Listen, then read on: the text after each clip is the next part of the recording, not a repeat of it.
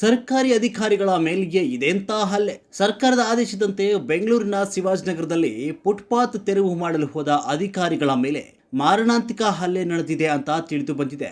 ಕೇಂದ್ರ ನಗರ ಪಾಲಿಕೆ ವ್ಯಾಪ್ತಿಯಲ್ಲಿ ಈ ಘಟನೆ ನಡೆದಿದ್ದು, ಇಂಜಿನಿಯರ್ ಮಾಧವರಾವ್ ಮೇಲೆ ಶಿವಾಜಿನಗರದ ವ್ಯಾಪಾರಿಗಳು ಅಂತ ಕರೆಸಿಕೊಳ್ಳುವ ಪುಡಿ ರೌಡಿಗಳು ಹಲ್ಲೆ ನಡೆಸಿದ್ದಾರೆ.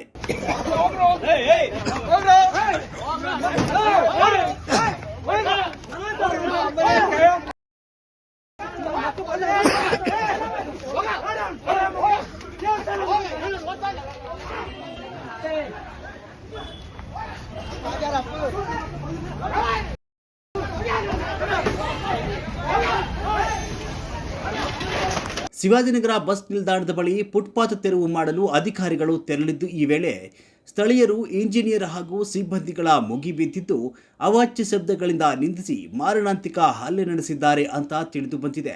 ಅಧಿಕಾರಿಗಳ ಕಪಾಳಕ್ಕೆ ಹೊಡೆದ ಕಿಡಿಗೇಡಿಗಳು ಕೈಗೆ ಸಿಕ್ಕ ವಸ್ತುಗಳಿಂದ ಹಲ್ಲೆ ನಡೆಸಿದ್ದಾರೆ. ಈ ಹಲ್ಲೆ ದೃಶ್ಯ ನೋಡಿದ್ರೆ ಇವರೇನು ಫುಟ್ಪಾತ್ ವ್ಯಾಪಾರಿಗಳ ಅಥವಾ ಶಿವಾಜಿನಗರ ಪುಡಿ ರೌಡ್ಗಳ ಅನ್ನೋ ಪ್ರಶ್ನೆ ಮೂಡುತ್ತೆ.